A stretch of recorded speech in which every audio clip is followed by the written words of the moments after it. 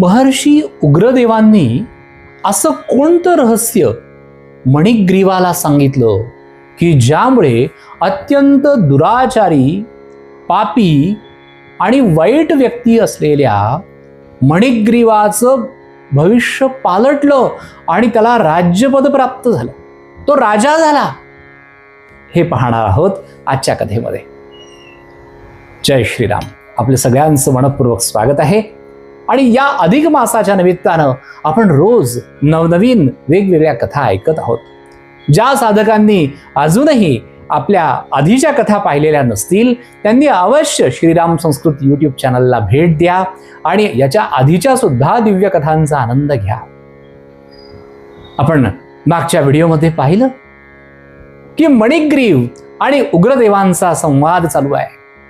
मणिग्रीव नावाच्या अत्यंत पापी दुराचारी व्यक्तीने मात्र आपल्या पत्नीसह या अत्यंत तपस्वी अशा उग्रदेवांची सेवा केली आणि त्यामुळे प्रसन्न झालेल्या उग्रदेवांनी त्याची काही मदत करता यावी म्हणून त्याला त्याचा पूर्ववृत्तांत विचारला.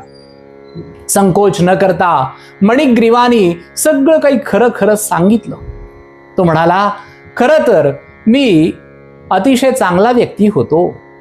माझी ही पत्नी सुंदरा ही तर अत्यंत सच्शील आजही आहे आणि तिचंच पातिव्रत्य कदाचित असेल म्हणून मी आज जिवंत आहे.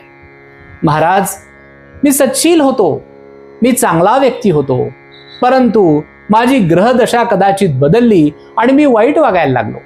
माझ्याकडनं वेगवेगळी पापं घडायला लागली.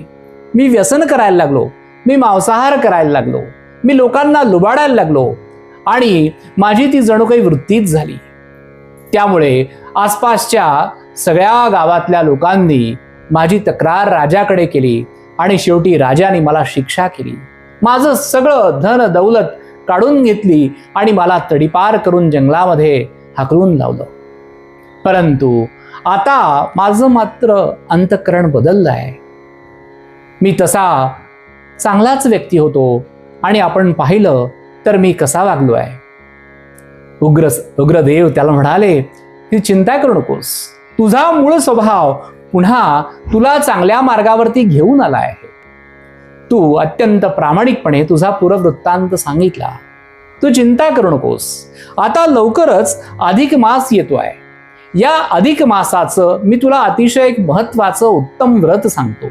ते व्रत जर तू आणि तुझ्या बायकोनी हे मनापासून केलं आणि भगवान श्रीकृष्णाची, नारायणांची तू उत्तम पूजा केलीस तर तुझे